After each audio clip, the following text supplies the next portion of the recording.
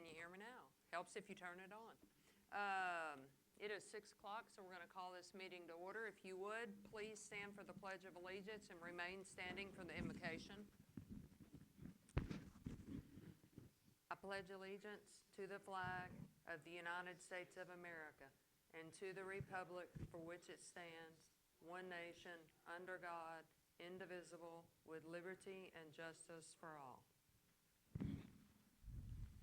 Please bow your heads. Dear Heavenly Father, we come before you with grateful hearts, deep thankful for the blessings of this community and the successful closing of the common property. This milestone is more than just a transaction. It's a symbol of unity, vision, and shared purpose. Thank you for allowing us the opportunity to own the ranch together. We are especially grateful for the members, employees, and friends who make Holly Lake Ranch such a remarkable place to call home. Their dedication, care, and love for this land are what make our community truly special. As we move forward together, we ask you for your continued guidance.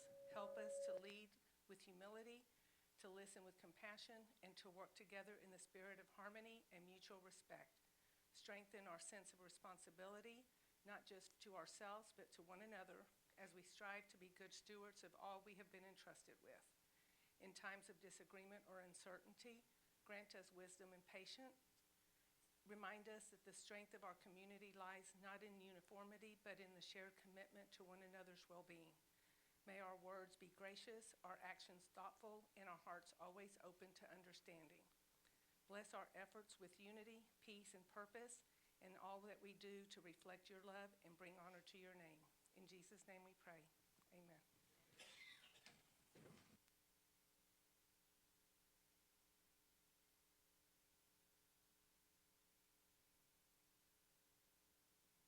Okay, recognition of long-term HLRA employees. Adam, are you going to take that one for us, please? Love to.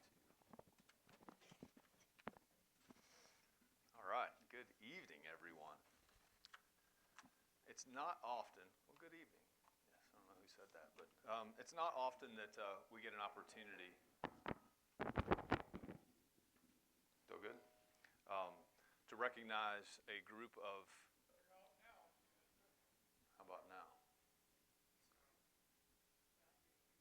Maybe. All right. It's not often that we get an opportunity to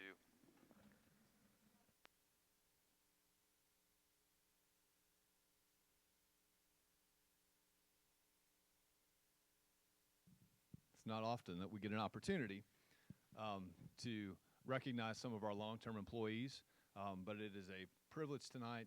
Out of the 50 folks that we have just under working here at the ranch on a full-time basis, we have 9 that are over 10 years. So almost 20% of our folks that work here have been here for over a decade. They bring a wealth of knowledge, not only in their trades, but it's the institutional knowledge of what has happened before, things that have taken place, just being able to be that source of reason. They are the consistency, stability, truly the backbone of our team. They serve as mentors for our new folks. They serve as trainers. They do a variety of things around here that well exceed everything that we've asked them to do.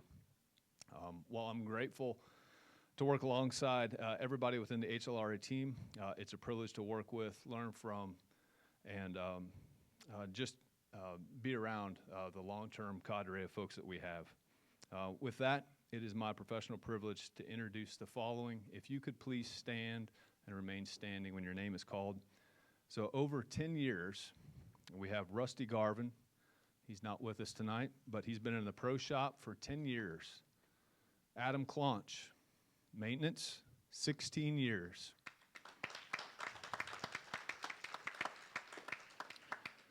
Kevin Yandel from golf maintenance for 17 years.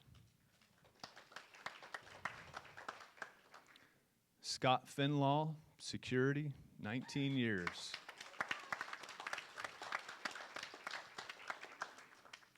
Over 20 years, we have Johnny Morris for maintenance at the 20-year mark.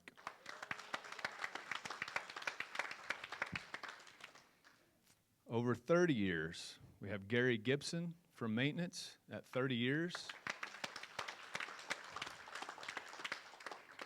We have Delbert Jackson from maintenance, 33 years.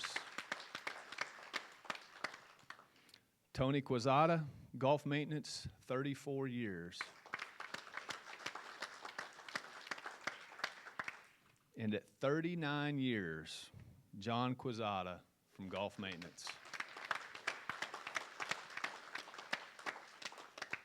Gentlemen, it is an extraordinary pleasure to be able to work alongside of you. You're appreciated, you're respected.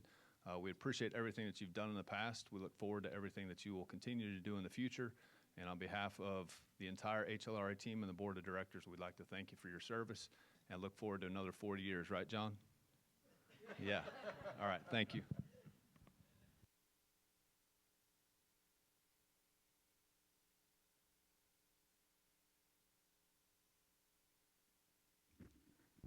Okay. Can you hear me? Now? Okay. Next up is to consider the approval of the meeting minutes for the April 24th, 2025 open board meeting and executive session. Do I have a motion? So moved. Have a motion. Do I have a second? Second. All in favor say aye. Aye. Aye. Any opposed? Motion carries.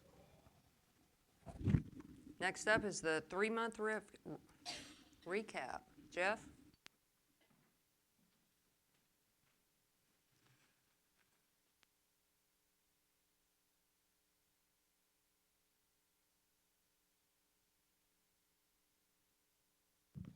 All right, good evening, everybody. This is a quarter end, so we're going to be pretty detailed going through our financials.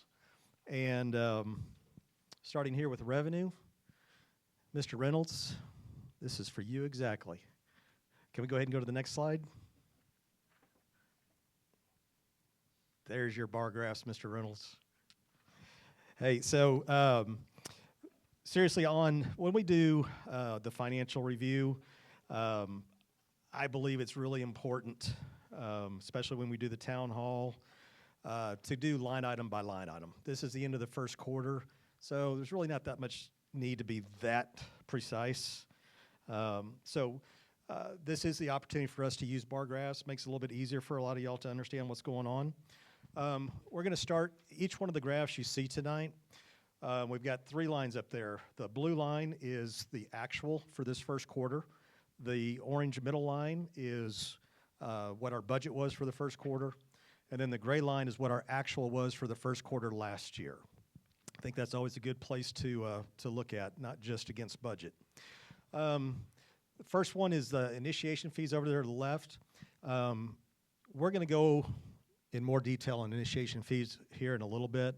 All this is showing us is the 2 per month that we utilize for the operating fund. So we're always going to be right on budget with that. So the middle columns is golf sales. Golf has been abysmal this first quarter. The National Golf Foundation shows that the golf playable hours for the first quarter of 2025 are down over 10% from last year. And it is definitely reflective in our numbers. Even though we had a price increase on both memberships and on our daily fee plays, we're well behind our budget, and we're actually a little bit behind where we were last year at this point. So it's just been a really tough start to the year as far as weather-wise. It seems like every bad weather event we have happens on the weekends, and you say, well, what does that matter? That's when we get the majority of our guests and whatnot that actually pay green fees. Most of our members play during the week, but most of our guest fee playing people happen on the weekends. So that's really been tough to have to take that. We're about $3,800 behind in membership, about $800 behind in carts, and $500 in green fees. Moving on to the right section, that's the other income. This is going to be really it's definitely inflated because of one really good thing, the ERC, which we were waiting on for trace years, everybody. 3 years we were waiting for that other half of the ERC to come in. So we did accumulate quite a bit of interest. It was right at $45,000 worth of interest. That went into the other income. So that's the majority of what you're seeing in the difference between other against budgeted. Moving on to the next page, we have maintenance dues on the left-hand side. You can see we're fairly close to budget. It's within, I think it was right at a 0.5% that we are to budget. So doing really good there. You see that we had $900,000 actual last year, so we're actually $24,000 behind, even though we had a rate increase on the dues. Well, one of the things you have to remember is this is net maintenance dues. Last year, we were only taking 3.5% and transferring to reserves. Now, this year, we're taking 8% of dues, transferring those to the reserves, and that has a big impact on those numbers from last year. Then on the far right, we have total revenue, pretty much just the same story. Again, the mostly over budget is due to that interest income that we received off of the ERC.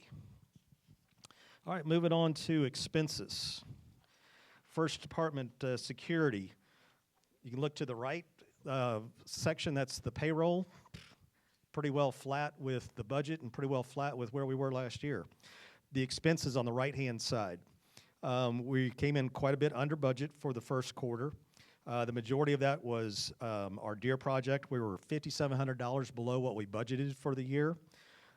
We are done with the deer project. There are no more invoices coming in. This is the total that you'll see. We ended up getting 151 deer is what we processed this year under the permit. We also were $1,100 under budget on equipment and repairs. We purchased new radios for the security department, and excuse me, and we ended up getting a pretty good deal on those. So that was a nice savings on that one project alone. And then a really good news is we're $3,300 under budget on fuel. And I'd like to say that's a great job, but a lot of that is probably just timing on one delivery. So, but anyway, good job in the security department. Moving on to maintenance. So I want you to look at the payroll on the left-hand side. And you see that we're pretty close exactly to budget, but both budget and what we actually spent are way more than last year. And that's because our poor maintenance department last year spent almost the entire year at least a person short of a full staff. So thankfully, we finally got a little better help on our maintenance department. On the right-hand side, we have the expenses. Well under budget again on expenses. Most of that is $14,000 on buildings and grounds. And what you're seeing there is actually this building. Some of the work that we did here on this building, some other buildings, we spent quite a bit less on. Does not include the kitchen. The kitchen renovation was actually a capital project. We were well under budget on small tools and trees. Obviously, we have no control over our tree removal. That's Mother Nature's department, but we are $7,700 under budget on tree removal so far for the year. Moving on to golf maintenance. Kind of the same story as in the maintenance department. You see we're well below what we budgeted for this year, and even with the cost of living increase, we're actually less than we spent last year for the first quarter. And again, it's just because we're short. We're short people. One of the things that we did this year, the reason why we have so much more budgeted this year than what we spent last year, we used to hire 2 seasonal people in golf maintenance for the summer. John has had an increasingly difficult time trying to find dependable people to work that seasonal help. So we've done away with that. One of the things we budgeted for this year was actually an extra full-time person. Is that me? We did just get a new hire. I think he started today, actually. But I still think, aren't we one short still, John? Yep. So we got one more to go, and then we'll finally be there. On the right-hand side of golf maintenance, we have the expenses. Quite a bit below budget as far as expenses go, both for this year and what we spent last year. The bulk of that, we're $2,000 under budget on accessories, $4,300 under budget on fertilizer, And again, $5,000 under budget on tree removal. So, all right, moving on to Pro Shop. On the left-hand side, so this goes back, so we're well under budget for wages, for payroll in the Pro Shop. We spent about exactly what we spent last year to this point. And the reason why we're so far under budget goes back, almost all of that is in wages. It's not in salary. And that's because, again, the weather. When we have bad weather, we send our hourly people home. So that just shows you when we have bad income, we do everything that we can to take care of the expense side as well. On the right-hand side of expenses in the Pro Shop's actually pretty much of a joke. Don't spend a whole lot in the Pro Shop, not a whole lot to spend on, but we are under budget for the first quarter. All right, recreation. Obviously, we haven't had any payroll expenses yet in recreation because the pool was not open by the end of the first quarter. So all we have are the expenses. We are quite a bit below budget. $7,500 on buildings and grounds, $4,400 on equipment. That's thankfully for what you're sitting on, the new chairs. Everybody like the new chairs? Yep. All right, so Adam and Jeff did a great job on these. They came in well under budget. So we were under budget $4,400 on equipment. $2,500 under budget on lakes and $2,200 under budget on supplies. And that's with us buying the bulk of our the bulk of our pool chemicals for the year. We'll have to buy a few more throughout the year, but the vast majority of them we buy up front. And Mr. Adam is who takes care of our pools and does a really good job. Moving on to the restaurant. Again, we don't have any payroll expenses in there, so this is just expenses. So we're right on budget. Now, the difference between what we spent and the budget for this year versus last year was the renovation of the buildings that we did over there. We spent right at $50,000 both on updating the building inside and also on updating some of the equipment, getting it back in shape, which was sorely needed for that place to continue moving forward. All right, moving on to admin.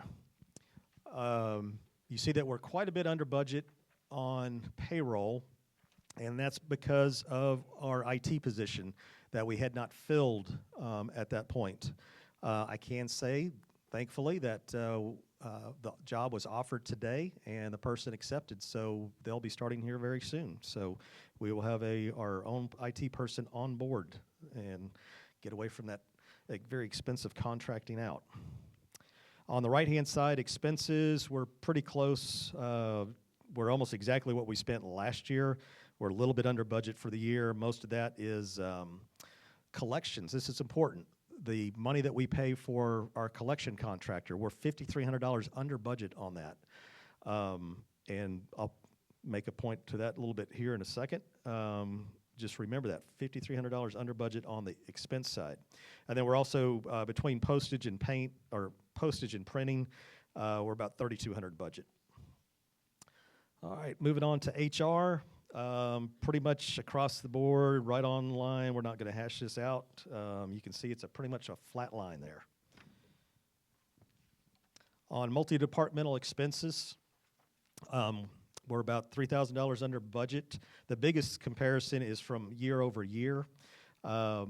We knew that we were going to be a little more, have a lot more computer support this year than what we had last year. We haven't spent it just yet, and that has to do with the North Star conversion that we'll be going to. The other good thing, though, is we're well under budget on compliance and legal for this year. That amounted to about, we were a little bit over on the computer support, but we were more than under budget on both of those items to offset it, more than offset it. And then lastly, as far as the P&L is concerned, our expenses, you can see that we're actually a little bit over budget on our leases, and you're like, how can you be over budget on your leases? You know exactly what your leases are. Well, let me tell you. The loader that we have, we were planning on buying it out in January. We had a not a contract, but we basically had a deal in place with the person who has our lease on the loader. When push came to shove and we wanted to buy that out, they said, well, you're going to have to pay us this amount, not this amount, because the lease doesn't expire until later in the year. And that's not what they had told us before. So we're just going to have to wait until the expiration of the lease. I believe it is in August. So we're going to be a little bit over budget on our leasing expenses, but we will be able to. They will honor that price at that point for the buyout. That will be a capital expenditure.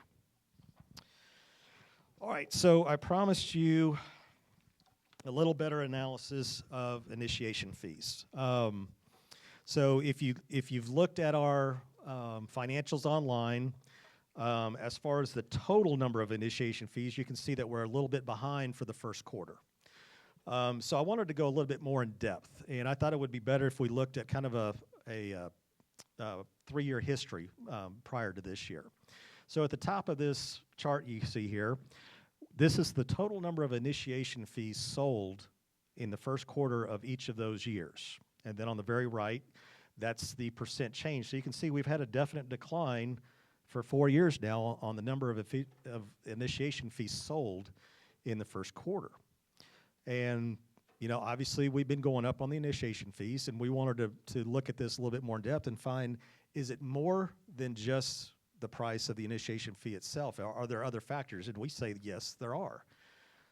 The bottom of this graph shows you, now, I'm not a realtor. I don't have access to the really fancy websites where you can get, narrow it down. All I could get was accurate data for the number of homes sold for the last 4 years in Texas, the entire state of Texas, all right? So that's as close as I'm going to get us, unfortunately. But I think it'll still give us some good ideas on what's going on. So the middle column on the bottom is the total number of homes sold for that first quarter in the state of Texas each year. To the right, again, is the percent change. So you can see not only have our initiation fees gone down every year, we'll so have the number of homes sold, okay? So now if let's apply that. Let's take a few liberties here, okay? So let's apply that change, that negative change on the number of homes sold, and apply it to our initiation fees. Can we go to the next line? So if we take the actual number of initiation fees sold and the percentage decline in the home rates sold, that gives us over there to the right what our adjusted, if we apply the exact same percentage drop to our initiation fees, that would be the total that we would have on that far right side. Is everybody understanding this? Okay. So it's an adjusted total. So if home sales fell 18% from 22 to 23, if we apply that same 18% drop to our initiation fees, then we should have only sold 28.3 as opposed to 34.5 in the year of 2023. Well, we sold 28.5, so actually we outdid the home sale trend downward. Apply that to the next one. This is the one that really stands out, is 2024. This is an anomaly. We should have, the adjusted total, because the homes sold only went down 0.5% basically. So we still should have sold around 27.4 as opposed to the 21 we actually did sell. So obviously there were some other factors going on other than just the number of homes sold. And then if you applied it to this year, it dropped another 10.9%. So the adjusted total we probably should have realistically looked at would have been 18.7. Well, we sold 16.5. We're only down 2. I've already got the numbers in for, I know we're talking about the first quarter, but I've already got the numbers in for April, and we are only 1 initiation fee behind last year. So I guess the point is there's more than just the cost of the initiation fees going up that factor into the number of initiation fees we sell. The economy, the home trends, and then you don't know what's going on here in the microcosm of East Texas, or the microcosm of Holly Lake Ranch itself. So there's more than just the cost of the initiation fees that have bearing on what our trends are. All right, let's move on to our cash analysis. Again, this is going to be greatly affected by the ERC refund that we got. We have a positive variance of $565,000 in operating. And someone out there who's really listening and paying attention, I know nobody is, but say, why is that money in operating? So I'm going to tell you. We had initially made a deal with one of the local banks to do a CD. They were going to give us a pretty good rate. And so we had transferred the money out of reserves where it had been sitting into the AP account so that we could cut a check so we could take it to that bank and get the CD set up. At the last minute, we ended up getting a better deal with a different bank. And so we actually had to void that check out, but it happened right at the end of the month. So the money was still sitting in the accounts payable account. It has since, Adam's going to talk about this more in a little bit, but I want to make sure everybody understands and is comfortable with what's going on. The money was then transferred back to reserves until we got everything set up with that bank, and then we transferred it back into the operating account where they took it and set it up into the CD. The other thing, the principal reserves went down 50,000. Well, guess what? They went down 50,000, but we actually used $680,000 of reserve funds to do projects this year in that first quarter. So we covered all but 50 grand of it. So that's pretty doggone good.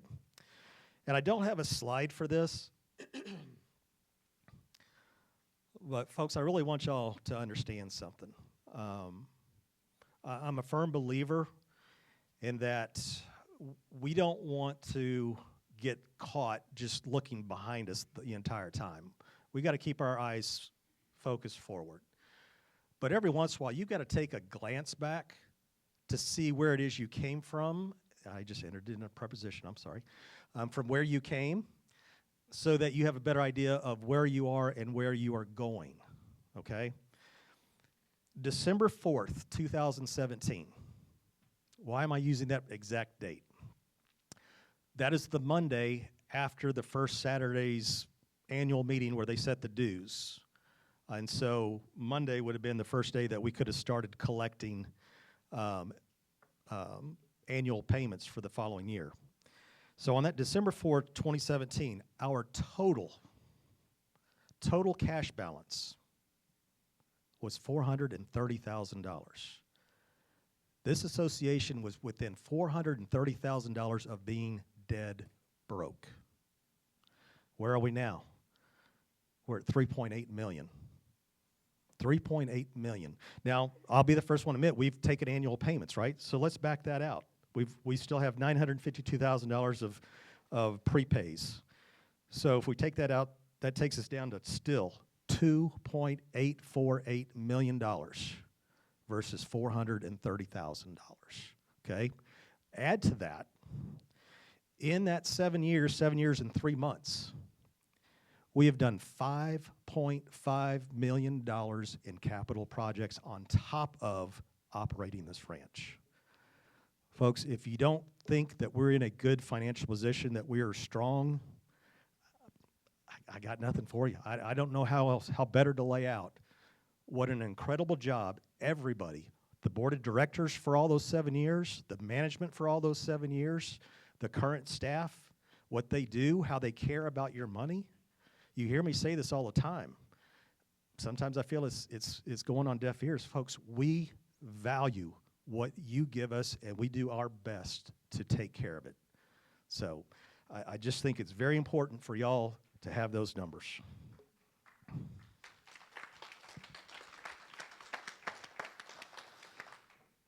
All right, lastly, and then you don't have to listen to me anymore. We're going to talk about collections here. I'm going to try and walk you through this because a lot of times I put this slide up here. I know a lot of you, it means absolutely nothing to you.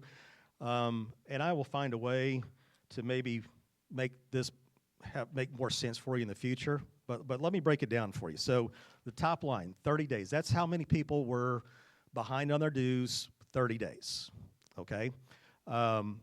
it's almost the same. Where we were at the end of March was almost the same at the end of January, so hardly any change whatsoever. We did actually go down one account. We went from 67 accounts behind 30 days to 66 accounts behind. The 60 days, we lost a little bit of traction there. We were up $1,100, yet the number of accounts stayed zero. Okay, so hang on to that for just a second. I'm going to explain. The 90 days, the two highlighted lines, we went down $9,500 of money that was 90 days behind.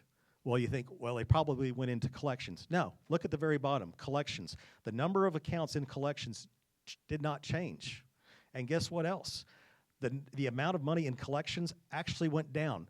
Folks, we talked about how great everything is, right? Just a second ago, I was patting myself on the back there. This is the first month since I've ever been here that the collections total went down. So basically, those 90 days people, it looks like because the number of 60-day people stayed the same, basically a couple people probably paid enough to get to 60 days past due, but the rest of those 90-day people paid to get current, okay? There's been such a strong push in the last 8 or 9 months on this, actually probably getting closer to a year now. And y'all don't know it, and he's not going to say it, but we owe a lot of this credit to your board of director here, Mr. Mark Allen, who's done a fabulous job in helping the staff, doing a lot of the cumbersome work that we just don't ever have time to do to get us in a position where we can start collecting on a lot of these things. Filing our own liens. That's the reason we're so far under budget on our collection fees, is because we're doing most of this now in-house. So it's not costing the property owners of HLRA anything, but yet we're getting these liens filed. It's making people take attention. They're coming in, getting those liens released and getting current, or at least getting on a payment plan. So a lot of this old money is finally starting to come back in. And so thank you very much, Mark, for everything you've done.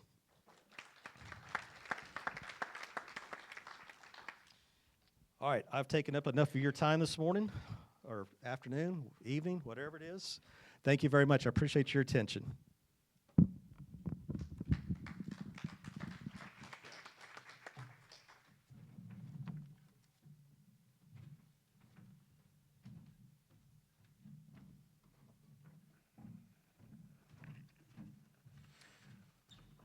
All right, Jeff had mentioned the certificate of deposit. So I want to back up just a little bit. The ERC, we talked about the ERC for about 3 years. And this is the Employee Retention Credit. So we received a large lump sum about 3 years ago, and then they put this kind of pause on it. I don't know what is going on here. Is it echoing out there? Okay, wonderful, thank you. So we received the first payment, and then we captured on our balance sheet this $312,000 that we waited for 3 years to get. Multiple phone calls, multiple follow-ups on that. At one point, the IRS had kind of put a stop on this. There was a lot of fraudulent activity associated with it. So finally, we got it, and it was in the amount of, total amount was $357,638.57. We were anticipating $312,410.10, but with the additional interest of $45,228.47, it brought us up. So as the board of directors a couple of years ago rewrote some of the financial policies and procedures, or rewrote the entirety of that, there were provisions put in there for the investment, and we talk a lot about passive income generation. So there was some provisions put in there about the investment strategy for the association. So as we started looking at this, we said, okay, we don't really need this to be highly liquid. We have a lot of liquid funds. We don't need this to be highly liquid, but we want to get the best return on our investment as possible. So we looked at a variety of different things, really narrowed it down to two. It was certificate of deposit, or it was T-bills. And then we reflect back on the rules and the financial policies and procedures. And it has to be fully collateralized or FDIC insured. Our investment strategy cannot exceed past 12 months. So really that honed us down into those two primary categories. And as we started looking at T-bill rates, non-competitive T-bill rates, and then what we could get at some of our local institutions for a CD, it became apparent to us that the CD was the way to go. And really what we ended up with is a 4.2% or 4.2% 6-month CD. We did an investment of $350,000, but as part of that, we also got Origin Bank to increase our 2 primary reserve accounts by 0.4 of a point. So when we look at short term, the CD, versus the long-term impacts of that 0.4%, we are much better off, much stronger position doing that as opposed to going with a 4.6%, which is the best rate that we could find. So that was rolled up into it's called a CDARS account, and that stands for Certificate of Deposit Account Registry Service. And this is much the same thing as our ICS accounts. So FDIC insurance covers that $250,000. Since we invested in excess of $350,000, we needed a CDARS account so that we can split those up so that we maintain our FDIC insurance. So our maturity date is 10/16 of 2025, and prior to that, we will look at what better rates we can get, but it's just another way that we can make your money work more for you. So that is our CD. And roll on to the current focus here, please. So lake management, this is the time of the year that everybody wants to get out and enjoy the lake. We want you to enjoy the lake, but I wanted to give you an update, kind of where we stand. So we know that we've got our contracted lake biologists. They've been out several times. We do have the new pulsar device installed in the East Fork. So again, that is to cellularly disrupt algae. It makes the cells lose their buoyancy, they sink down, can't get sunlight, and then they start to die off. So we've got that out there in a trial basis. We're going to see really what that does for us. Just as a note, that's powered by a weighted line. So if you are familiar with the East Cove, it is not all that deep. So you will see it sitting out there. It's marked right now with an orange cone. It's just temporary. We're going to get something reflective in nature, and ideally something that will illuminate at night so nobody bumps into it. But please be cognizant when you're going across that, and it stretches directly west to the shoreline. Please be cautious when you've got your lower units down so that we don't accidentally clip that line. With the vegetation spraying, so our methodology all along was let's treat the vegetation. We are foregoing any type of stocking this year to try and get the vegetation under control. Please remember that as we treat vegetation, it would be very, very, very costly for us to treat the entirety of Lake Greenbrier. Also, it would be very dangerous for us to do that. So as we spray the algae or the hydrilla and the milfoil, as it decomposes rapidly, it starts to absorb a lot of that oxygen, and we can see a decrease in the oxygen levels, which could be a detriment to our fish. So we're taking the approach of let's spray as much as we can to a degree, but let's also keep in mind budgetary and the longevity of the treatments. We've got the contracted biologists coming out again on Thursday, and they're going to continue to treat and continue to knock some of that back. The crappie disease, sent out an email a couple of weeks ago. There was a concern of this black crappie sarcoma. We're digging into that a little bit more, quite a bit more, to be honest with you. This would be the first instance, at least to my knowledge, that has been found this far south. It's primarily up north, Wisconsin area. So we're doing some additional things to make sure that we've positively identified this and it's not just a suspicion. So the suspicion is there, but let's confirm through analysis, and let's make sure that that's what it is. We hope to learn more on Thursday from the contracted lake biologist on that. And then looking ahead, we have our remaining electrosurveys and our bathymetry scans.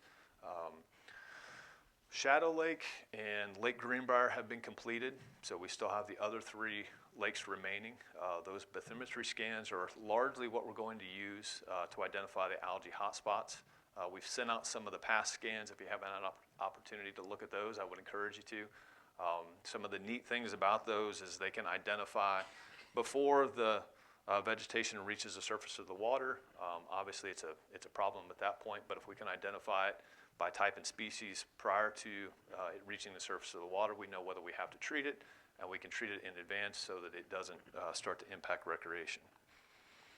We're looking into the grass carp permitting. We talked quite a bit about this late last year. Long term, what we've got in our lakes likely isn't going to go away. When we spray it, it doesn't kill it. It kind of simply trims it back. As we start to, if we tried to pull it out, it's going to create a lot of fragmentation, and that just fosters growth. So we really need a long-term sustainable solution, and spending tens of thousands of dollars every year on chemical treatments is not sustainable. So part of our permit with or part of our contract with the biologist is the application for the grass carp.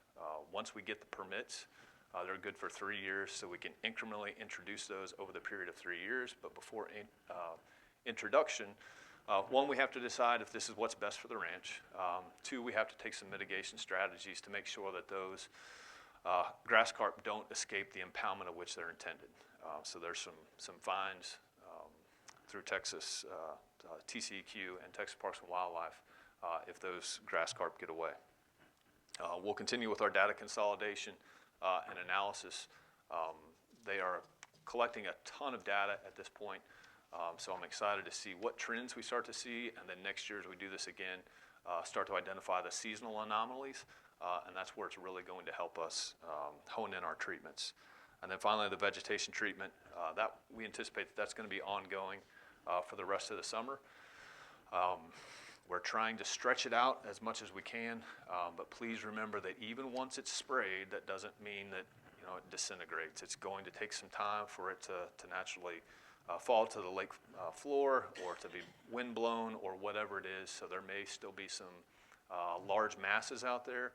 It's very likely that it's not alive, but it's still going to be out there, and save us getting out there and pulling all that stuff in. Time is the only thing that's going to take care of some of that. So we hope to continue to knock this stuff back and keep the lake enjoyable for everybody, whether it be swimming, fishing, boating, whatever it is. So that's our lake. Some of our year-to-date projects, Jeff had mentioned a lot of these, but Holly Hall renovation, the kitchen is done. We've obviously got the chairs. We've taken care of the restaurant renovations. The common area closing, that happened. That's pretty exciting. We don't have to say soon or close or almost anymore. So that's good. We've got our bat wing shredder for maintenance that has been purchased, contracted cart path repair out on the 18th hole. We've got that done. And then, as Jeff has already mentioned, the security communications package, we've got that taken care of. What we're still pending is the sound system here. I know this is first class, but we've got it pending, so everything is on order. Due to back orders and this, that, and the other, we're not anticipating that all of the components will be here until June. So we hope to set up a time in June. So hopefully before this next quarterly meeting, we've got some new stuff set up in here. All the speakers will be replaced. We'll have a better viewing angle for some of our recordings, so we're not using an iPhone. And hopefully it will be a much better experience for those of you that like to watch online. We've got our North Star implementation, which is a monumental lift that we're continuing to press forward on. Security patrol vehicle, that was voted on. We've done our expenditure proposals for that as well, and that was approved. So that vehicle has been ordered. We got special pricing, employee pricing for an ordered vehicle, and they said, why do we order a vehicle? Well, because we get as basic as a vehicle as you can get. So we don't need bells and whistles, we need reliability and cost savings. So it was actually cheaper for us to go out and order that vehicle and have it delivered, and that's anticipated to be in July. Our contracted road paving, we have that approved as well. We'll be using the same contractor we've used for the past couple of years. They do a fantastic job. The area that we'll be taking care of this year is Greenbrier from the traffic circle and headed north as far as our money will take us. Prior to doing that, though, we have some pretty big drainage and erosion projects that need to be completed. So we will not put any pavement down until we get those addressed, and then we'll come back through and then we'll put the paving. So if we do the paving a little bit later this year, please understand that it's because we've got to take care of some issues first, and then once that's set and settled, then we'll put the paving down. Drainage and erosion, mentioned that. One of the big ones there along Greenbrier is coming off the golf course. It's right there at that first intersection. Floods a lot. There's some work that needs to be done in there. And then we've got some low points before you get to the north side of Green Meadow Trail. So kind of between the Green Meadows, that low area needs to be addressed as well. The top dresser that was voted on, we've done the expenditure proposal, and here shortly I'm going to explain my request to the board for an increase in that expenditure. So we had $22,000 set aside. When we do our budget, we start in July as a staff, and we get quotes and things of that nature, and it's just not possible at this point to purchase a top dresser for $22,000. It doesn't happen. So the $26,000 increase is just to accommodate for it's literally the same model. So we're not upgrading models, we're not getting a bigger, better unit. It's just, that's what the cost is. Property tax assessment disputes. This closing, and we'll talk just a little bit about this a little bit later too, but the closing of the Commer properties was a great achievement, but it still requires a lot of work. And by a lot of work, I mean, now we've got your name on a lot of these properties. So we now as the owners now have the authority to go and dispute some of these tax assessments. So as we're starting to get our estimated tax assessments, just like most of you are, we now have the ability to go and dispute those and say, well, I disagree with your evaluation of whatever this is, and here's my reasoning. So we are starting that process to hopefully write some of these tax bills. And then also TCEQ, lake ownership transfers. All the lakes now will be transferred over into Holly Lake Ranch's name. And then there's permits that have to go with those for the impounding, the water usage, and all of that. But we need to clean up all these things on the backside so that we can formalize and wrap together everything. All right, next slide, please. Event planning. So we've got our lounge by the lake. Last year we did Eclipse. There is no Eclipse this year, so we decided to try something a little bit different. So we're going to do a lounge by the lake. It's May 31st. It'll be held right down here on the veranda. We've got a band coming out. It's just intended just to be a good time with neighbors. We'll have a bunch of food trucks and food vendors and things of that nature that you all are welcome to purchase food from. But it was just to create an opportunity for the community together. Hopefully the weather won't be too awful hot by that point, and folks can just come and have a good time. We've got our annual Independence Day coming up. We will start planning for that in earnest here in about a week, and it will be kind of the same that we've done. If you haven't been to one, we start off with a golf cart parade, end up over here. Kiwanis typically does some stuff, serves some food. There's a variety of things happening that day. We will have a band again over at Greenbrier Deck, and then fireworks start at 9:15. So we're excited about that.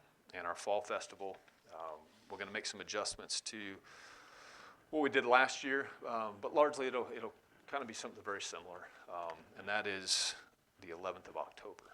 So we've got that going on. Let's go ahead and go to the future focus, please. All right, so our third quarter board restricted funds. I want to walk through this just a little bit, so you'll notice some asterisks up there.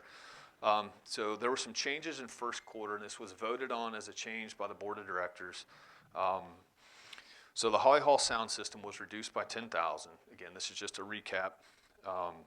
The kitchen reno was reduced by $10,000, and we eliminated the video processing storage for $15,000. What that did is it created this room, $35,000, that was then applied towards the common area closing. So common area closing came in well below that. It's $23,242 for the closing, and we got a $100 refund, so $23,142. So we're well below that, but the intent was to not spend any more in board restricted funds than what was allocated. So the request that I'm making to the board in the increase for second quarter, there would be no change to the contracted road paving. It would stay at $245. The top dresser, the request is from $22,000 to not exceed $26,000, and the patrol vehicle will remain at $41,000. So the net increase on second quarter is $4,000. That keeps us below our allocated expenditures because we've come in below on several items in the first quarter. The board will also be voting tonight, just as a reaffirmation. They vote in December to approve everything, but then they reaffirm every quarter.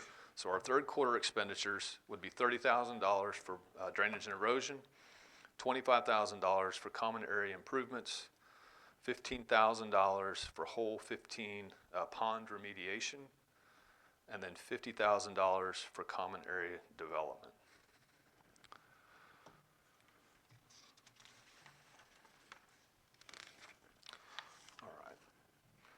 Other future focus items, our trash service provider, our contract ends coming up in, it's August, September timeframe. So we're gonna put out an RFP. We wanna make sure that we're getting a quality service. We're encouraging competition. Make sure that we get the best service and the best bang for your buck. So we'll be doing that. More to follow on that, on who's selected and whether we stay with the current contractor. But we will do that just to make sure that we've got the best deal. Our annual insurance renewals. Next month is our typical touch point. July is a whole bunch of paperwork, and then the renewal actually takes place on the 1st of August. So we've got that. Strategic planning. Eric Ho, amenity use agreement. We've talked a lot about but it's more advantageous for us to wait until the common areas are closed before entering into negotiations with Mr. Ho to figure out this amenity use agreement. Well, now that common areas are closed, we need to touch base with him and get a better understanding of what he's doing, why he wants to do it, how that involves us, and really just get a good understanding of all of that. The common area development largely falls within this. The acquisition of all of your property, we need to have a plan. If you know anything about me, I like to have a plan. I think it helps us continue on.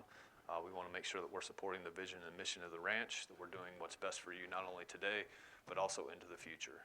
So we really need to look at that and not get too overwhelmed and say, it sure would be great if we did X, when X may not be very good in 10 years. But we need to be responsible about that and come up with a good, deliberate, and dedicated plan. And with that, our 5, 10, and 20-year reserve and budget forecasts. We need to lay those out and lay them against the blueprint, lay them against the vision and mission, lay them against all of these things that are driving the direction to, one, make sure it's attainable, two, make sure it's responsible, and do what's best for the longevity of the community. And then we are back into budget cycle again, starting in July. So July through September, that's really us as a staff. We come and identify all the needs and wishes, and we need to do this project. We really have to do this project. We compile it up, and then in September, we deliver that draft budget to both the board of directors and the finance committee. And then we start working collaboratively to get the budget in front of you all. And with that, I believe that is it. I appreciate your time tonight. Thank you.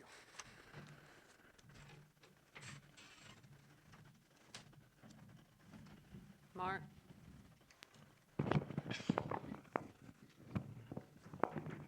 Adam talked a little bit about the common property updates of where we are and where we're going.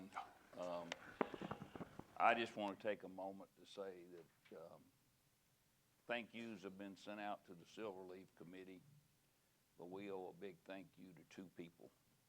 From the day Jeff Wilson wrote the letter asking to get the common property, to him and Adam working together to get it. They deserve a big round of applause. So, thank both of you.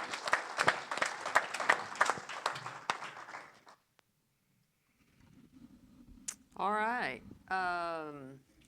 Next up on the agenda is board action items. We have 6 items up for consideration and approval.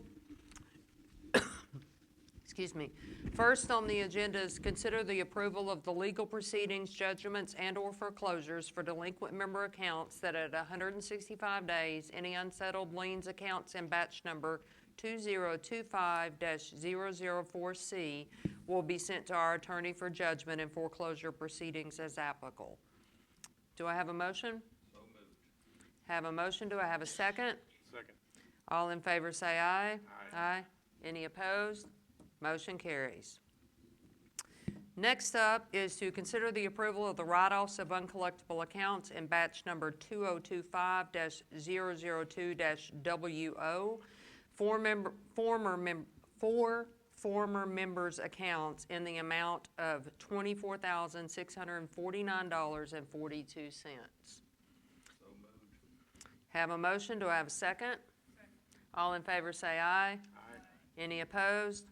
Motion carries. Next up is to consider the approval of the revised rules and regulations. Stacy, can I have a minute? Sure. Can you guys hear me okay? Yeah, is it on? So I just wanted to make a couple of comments. Some of you may have been at the, can you hear me okay? Okay. Some of you may have been at the December meeting. There was a lot of discussion, and we've had certainly a lot of discussion on the board since then about the length of time between, when we start to work on something, the feedback from the members before we vote on it. So we clearly took that to heart. We sat down and we laid out a process, and I just kind of wanted to review that process just so that you guys recognize, I guess, a couple of things. One was we got a lot of feedback from the members, and two, that we did, prolong what would have been maybe the normal process. I don't know. But we did announce in December that we were going to be working on the rules and regulations. We did make an announcement in the board newsletter that went out at the end of March. We were clearly already working on the draft document. A draft document did go out on the 7th of April. And so here we are a month later. So we've had it out there for about a month, but we had multiple revisions. So we sent the first draft on the 7th. We had lots of questions and comments, recommendations, and requests from a lot of members. And I'll review some of the numbers on that. But that was from the 7th to the 16th. We then did a town hall. I will say, I don't know how many people watched the YouTube. Not a whole lot of folks attended. But we did get some good feedback, some good collaboration, and we got lots of emails. We then, after the town hall, sent out an updated version on the 22nd. We had an open meeting in the office where we got some additional questions over here in the conference room, and then we set a deadline at the end of April so that we could close this down so that we'd be able to vote and put something in place to go forward on the rules and regulations. So hopefully you'll see that we did try to prolong the process to get a lot of feedback. Just a few numbers. We received 31 emails from 24 members, and we made several significant changes as a direct result of the feedback. So the process does work. We need to hear from you. I will tell you, out of 4,000 people, 31 is not a lot of emails. But the ones we did get, we sat down, we worked on them, we spent a lot of time on them. And we did make revisions to the process, to the document and the process, and hopefully you guys see that. The other thing I'd mention is that the document was about 30 pages long before. Now it's about 22. We streamlined and simplified it, so a whole bunch of the changes, if you looked at the red line, impossible to read. But one of the things, if you just step back and look at it, there were very few, a handful of, I'll call them new rules. Some of those were safety, some were lake-related, et cetera, that were put in there. But most of this was just revising what we had in there and changing maybe some of the processes and procedures. In fact, there were a lot of processes and procedures in the document that we pulled out because they're really not rules. And then we did make some adjustments in the fines and fees and that kind of thing that we felt like were maybe a little bit out of line. There were some cases in there where there was a range. It would say, well, if this was the activity, there was a range of fines from 50 to 150, and we wanted to be very specific. So we changed a lot of the fee schedule to align with very specific numbers that we could put out, so you guys would know what to do. So hopefully you saw that as an improvement in the process, and saw that as a good thing, and certainly I'm sure we'll hear whether you did or didn't hear a little bit. All right, that's all I have. Thank you. Thank you, Bill. With that said, do I have a motion to consider approval of the revised rules and regulations? So moved. Have a motion, do I have a second? Second. All in favor, say aye. Aye. Aye. Any opposed? Motion carries. The next up on the agenda is to consider the approval of the third amended covenant enforcement finding policy and fee schedule. Have a motion, do we have a second? Second. All in favor, say aye. Aye. Any opposed? Motion carries. Next up is to consider the approval of the reallocation of second quarter board restricted funds as follows. And Adam's been through this, but for the minutes, I'm gonna go through it. We're gonna keep $245,000 road paving with the contractor. We're gonna change the top dresser to $26,000 from $22,000. Leave the $41,000 for the patrol vehicle for a total of $312,000 for second quarter board restricted funds expenditures in 2025. Do I have a motion? So moved. Have a motion, do I have a second? Second. All in favor say aye. Aye. Any opposed? Motion carries. And then finally, we're going to consider approval of the third quarter board restricted funds for 2025 expenditures as follows. $30,000 for drainage and erosion, $25,000 for common area improvements, $15,000 for whole 15 pond remediation, $50,000 for common area development for a total of $120,000.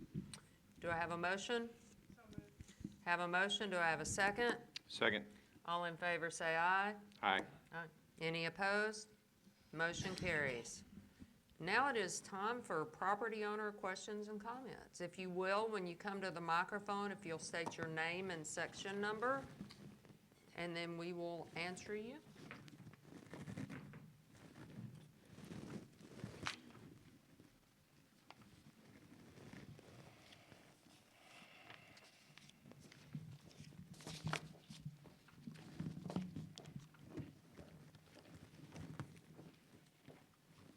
Good evening. My name is Leslie Gracie. I'm in Section 7. I'm coming tonight, although I'm encouraged to hear about the work that's going to be done to the east, well, all of the bodies of water with regard to the new company. The East Fork has particular problems as far as being kind of a stepchild for Greenbrier as far as being able to be cleared out in a satisfactory manner. Just recently, I attempted to take equipment out on the water to get to the main body of the water. Could not do it. The trip lasted 2 minutes long. I had to tow jet skis back. So I know that work is about to be done with regard to the new company, but what I'd like to request is, can we keep a specific eye on the East Fork to see if there's benefit that we can get that haven't been able to achieve so far. I know that expenses are limited on that, which might conflict with the results that would like to be achieved as far as summer, because I don't know how long that takes as far as the milfoil and things like that cause a problem. But I'm just want to see if we can keep a little bit more of an eye on that area just to see if we're getting some good results, since I can't even get passage to the main body of the water. That's it. Thank you. Are you all the way at the end or something on the east side? Not quite. Okay. I'm on the west side of the East Fork. Okay. Maybe 3 docks from the top. So, like I said, I know it's a challenge year after year. I know there's different things that happen, and you have to investigate each thing that's happening, but I've never had a situation where I could not at least move equipment from where I'm at all the way through to the main body, and that's concerning with a few weeks away from Memorial Day and a few other holidays for the summer, would you like to get out and enjoy that? Sure. Thank you. Okay, thank you.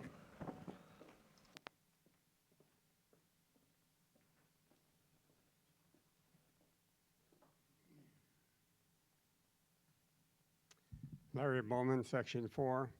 Question, I'd like a little explanation if we know on what Mr. Ho is doing.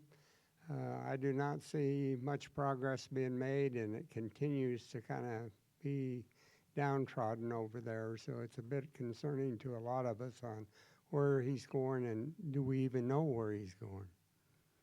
If you could give us a little update on that, please. Where he's going specifically, I couldn't look in the eye and tell you I know definitively. You know, as we talked multiple times, we didn't really want to engage in a negotiation with him until the common property was done. So now that that is done, the hope is that we'll set up a time and get to sit down with him and better understand really what he's doing. I know he's going through some stuff with the county right now, trying to do some replats and revisions to the existing subdivision. What that looks like, I don't know. Whether it will be approved, I don't know. You know, but our hope is that we can better understand what he's wanting to do, where he's going, how that's going to impact us. You know, we like it or not, we're at least at this point we're neighbors. So I'd like to better understand all of that. But at this point, we don't have a lot of answers. Hopefully soon we'll know, and once we know, we'll provide some clarity. I wish we knew all that, Larry. You know, I mean, he's spent a lot of money, obviously, putting in electric and water and, you know, digging ditches and doing things like that, but the county's got to approve what he's doing, so until that happens. So I think that may be why we're just kind of seeing a lot of nothing going on over there, but it's all speculation. Gene Wiley, Section 9. And I would just like to invite the board, now that we've concluded the negotiations on the common properties, to work on a kind of a conscientious development plan for Lake Greenbrier to give us a little bit more public access to it. So before we go off and sell off lots and stuff that is in the common properties, let's look at a strategic plan so that we can make Greenbrier more accessible to the people who don't actually live on the lake itself. And I would be glad to participate in that process as a member of the Lakes Committee, so. Thank you. Thank you, Jim.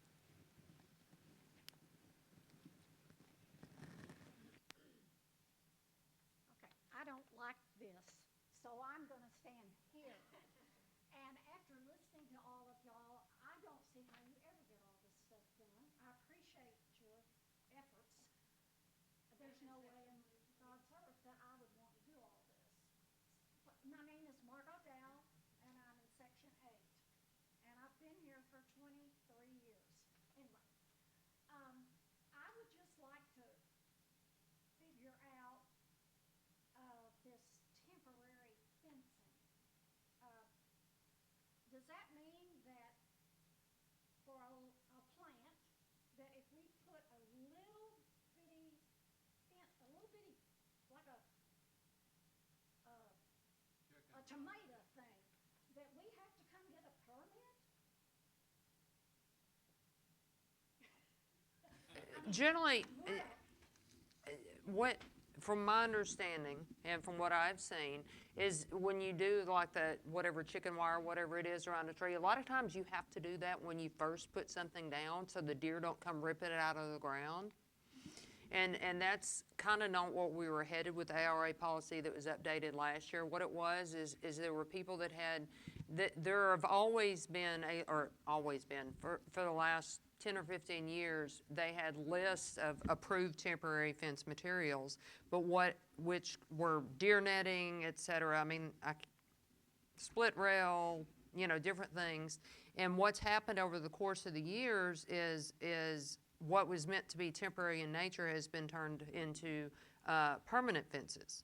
So we implemented something last year in May of last year I believe when we voted on the ARA policy and standards, that temporary fences need a permit. It's a 0-fee permit, but the intent was that temporary fences are temporary and not permanent in nature. So, Permanent would be in concrete or something, but I still don't get an answer from you. Do I have to get a permit to have a 9-by-9 little thing around a plant? I don't know what I mean, You know, it's just around a tree, a plant. You have to get a permit for that? I mean, really? But do I? Yes or no? If you're talking 9 inches by 9 inches, ma'am? Yeah, or 10 or 12, 15? Talking about a fence around a plant. Yeah, or a tomato plant or Like a- something. Sure. So I think intent is important, right? And the intent of the temporary fencing within the ARA guidelines is if you have a garden and you want to put a fence up that is sufficient enough to keep a deer from No, jumping over the top of We it. have forgotten about the Okay. garden. I just want,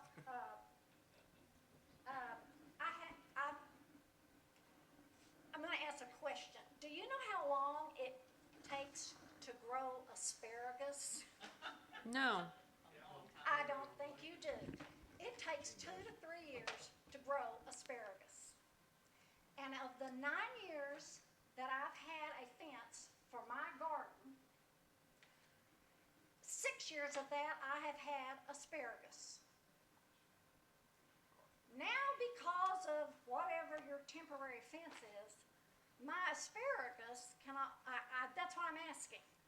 Do I have to come get a permit for, it would be like 12 by 12 to cover at least my asparagus. I can't have anything else. They took our joy away. How tall would the fence need to be, ma'am? You all said 4 feet is what you said, or 48 inches. Yes, that's about it. Okay, so if you want to do, I think the best way forward is if you only want a 48-inch fence, you can do a permanent fence with 48 inches. It can't exceed 48 inches in height. That way you wouldn't have to worry about this temporary in nature. Next year, you're not going to have to do the same thing. So it sounds like, at least the way I'm looking at it, maybe a permanent fence is more appropriate so long as it doesn't exceed 48 inches in height. You don't have to mess with it again. And we can walk you through the process of submitting that permit, and then we can move from there if that's something you'd like to do. I don't think I'm understanding you. You mean I just want to protect my asparagus. I have enjoyed it for 6 years, 9 years of garden, and I know these people want Holly Lake to be wonderful. I appreciate that we don't have cars in our driveway, our old broken down things and furniture, and that's beautiful. But to take a person's garden away from them is evil.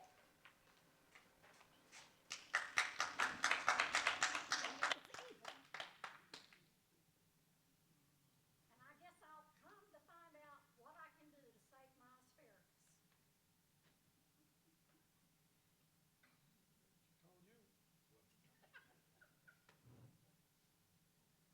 Any other questions or comments?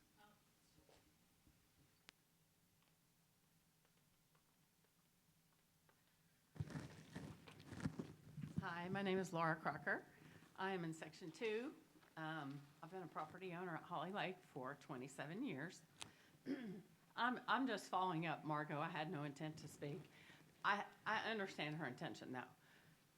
There is frustration with some of the rules and regulations and fees. They seem a little bit as an overstep. It seems a little bit like simple things like having a bird feeder or an asparagus plant or your shed that you've had for 20 years being a different color than your house, or maybe you can't get your vehicle registered in time and it's your driveway, or someone parked on your shoulder for your garage sale.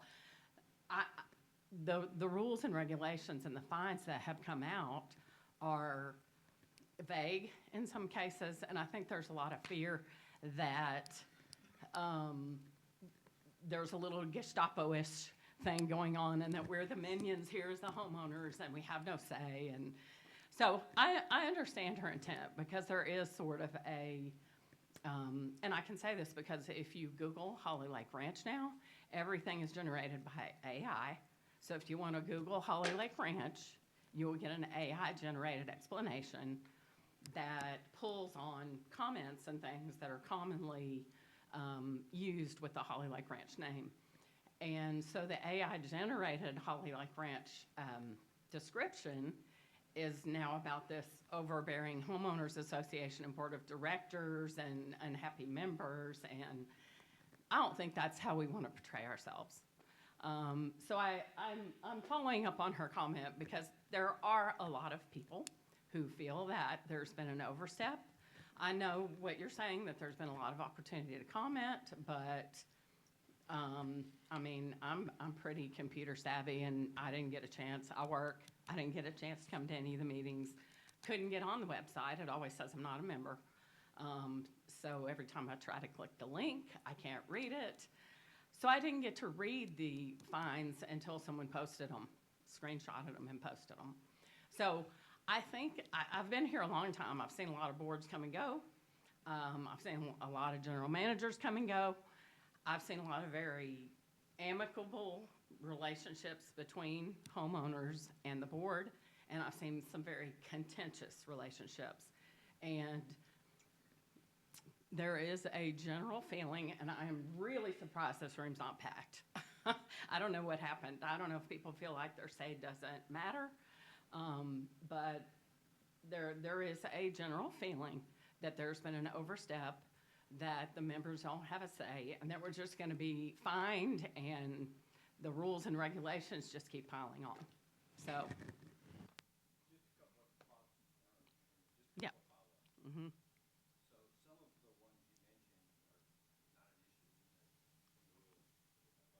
Sorry. Some of what you mentioned is actually in the rules and aren't issues. Bird Right. feeders, there was commentary around bird feeders. We're not going to be allowing bird feeders, and we're, Well, you they know, have to be a certain. we have to be 5 feet off the ground. and, yeah, Or the right. thought is Right. security's gonna come knock on your door. And then there was fine you. there was commentary around, you know, the parking on the side of the road. What are we going to do about estate sales? Hopefully, Right. you've read what we've got now. I guess you haven't. I have Maybe not right. seen an Haven't been able to updated get to version. it, right? No. But those aren't issues, right? I mean, it says, you know, parking on the side of the road, temporary, is not an issue, right? So I guess I would just ask, and I have a copy if you want a copy, if you Okay. want to read through it, right? Yes. But let's have a conversation about, you know, specific issues already that been are voted on. issues, right? It has. I mean, all I can say is we tried, right, Mm-hmm. to allow enough time to do this. We don't know another way other than put it out there for folks to read. If they can't get to it, and, you know, I mean, we can come into the office, we can pull you a copy, you can send an email to the board, you know, hey, I can't get in, that kind of thing, right? And we try to solve some of those problems. But we are trying to address the questions. Like I said, we made lots and lots of changes as a direct result. It's unfortunate if there are folks, in my mind, that think there's a Gestapo or Nazi or a, you know, overbearing and all of those kind of things.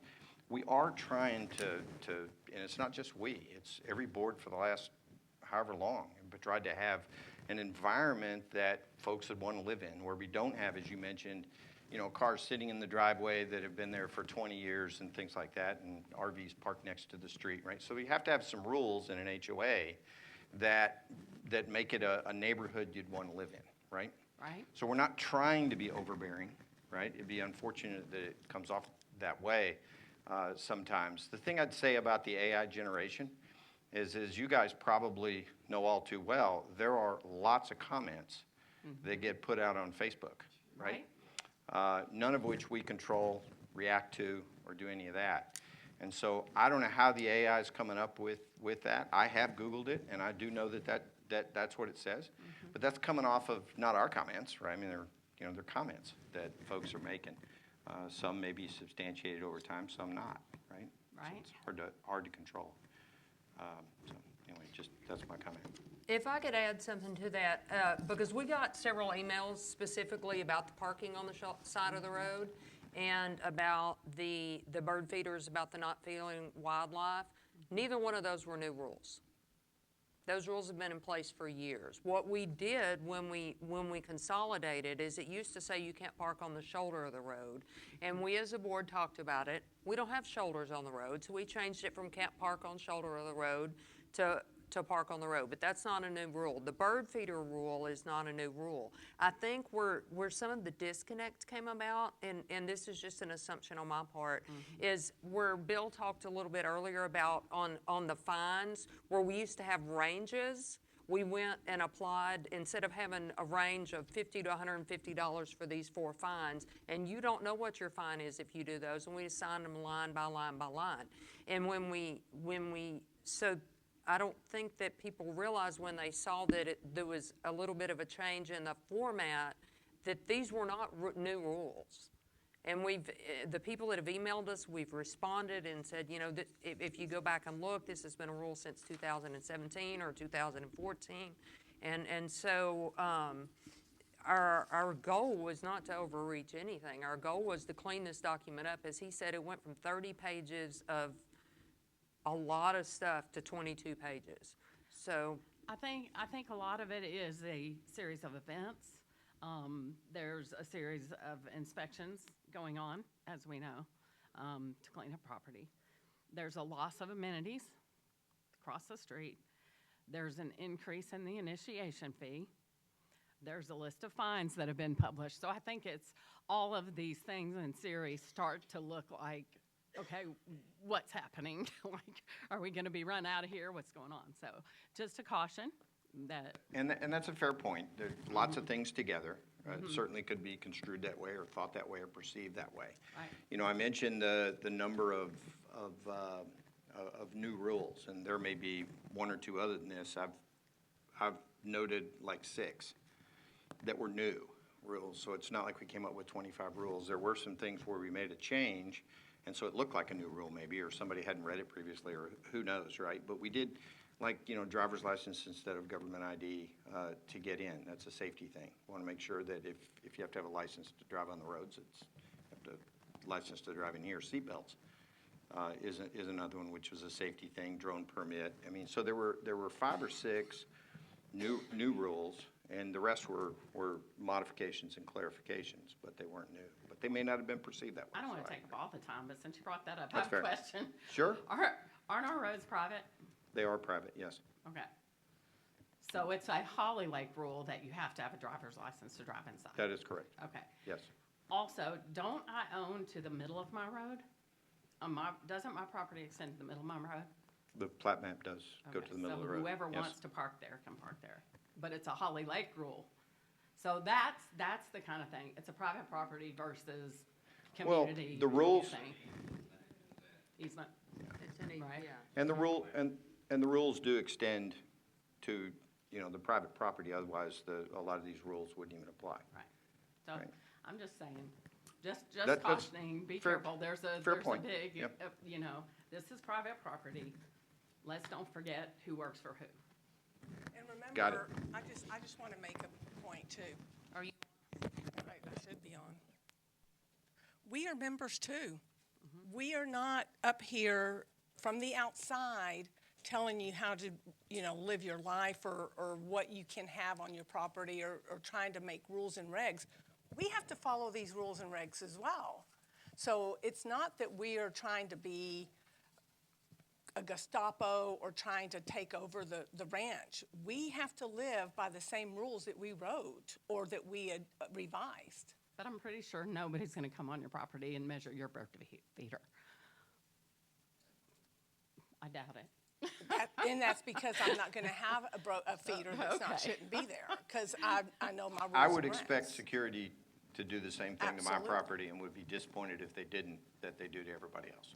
That's Well, I where will I'm at. tell you that they did come to a family member of mine and call something out. So just because we're on the board doesn't mean we're going to get special treatment. But we also have to go by the same rules and regs that you do and the I same get that, things that and we do. I don't know you personally. You're probably a person of great integrity, but there is a perception. So, just letting you know. Okay.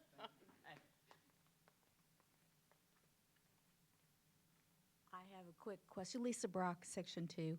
Quick question on the seatbelt thing because I'm embarrassed to admit I haven't read the new rule. I know. I'm sorry. Does it specifically say cars, trucks? Does it mention golf carts? It's specifically licensed motorized vehicles. A lot of golf carts are not equipped with Okay, seat so, belts. But right. And if it does have it, do we have to wear one? Because is- I saw a report recently about a couple in a golf cart accident when it started going over. He didn't have his belt on. He jumped out. She had her belt on, couldn't get out, and the cart crushed her. No, the rule as it stands now is you need to be seated. Okay. Because I'm sure many of you may have seen that there are golf carts. I saw a two-seater yesterday with 7 people on Oh, it. yeah. Oh, we 5 have a of car which by were us. standing The up. kids stand up through the sunroof. Right. Sunroof, and that's kind of where the seatbelt came from, the safety issues, the safety perspective. I have no problem with that, other than Right. on the golf cart, because some of them don't have them, and Yeah, I you- find that to be unsafe, but my grandkids will be strapped in. Yeah. What does that say about me? Thank you. Means you love your grandkids. Anything else? George Hansen, Section 4. It's my understanding that with North Star, you are not going to put into that piece of software any knowledge, any listing of hobbies, any service organizations that are here on the lake, any fun things we do like the kayak club or whatever, that those are no longer going to be listed within North Star. Is that correct? I'm not sure where your source is on that. Well, really? You want me to quote that? I mean, okay, now that's okay, where are you going to do that from, George? Okay, I had heard that is not going to be done simply because to maintain that requires a lot of I guess, administration man-time, to keep up with those changes, which is, I guess, are performed on a monthly basis or whatever. So if that's not really the case, and I'm sorry for bringing this up, but that is something that I heard from several sources, Adam, and I can't tell you directly who that is. Confidentiality. Yeah, we were at 19th Bistro, okay? So, okay, so if that's the case, pardon me? Yeah, okay, all right. So the intent with North Star is not to take away things. It's to make things easier for you as a member to utilize, but also more efficient for the staff to utilize. So when it comes down to like how Club Express is used right now, the clubs and groups, they're supposed to be kind of self-managed. Okay, all right. So is it going to look exactly the same? Is it going to feel the same? It's going to be different. But a lot of that, and we get a lot of feedback and say, well, I'm looking for George Hansen, but I can't find him on the website under the Find Me button. That's because George Hansen doesn't want to be found. And we can't put your information on there without your permission to a certain degree. So a lot of it goes back to homeowners and what they're willing to share. And some say, you know what, like I don't want part of this. I just want to come out here. I want to have fun and do whatever. So Okay, all right, I'll be seated. Mark, let me attribute then this to Facebook, okay?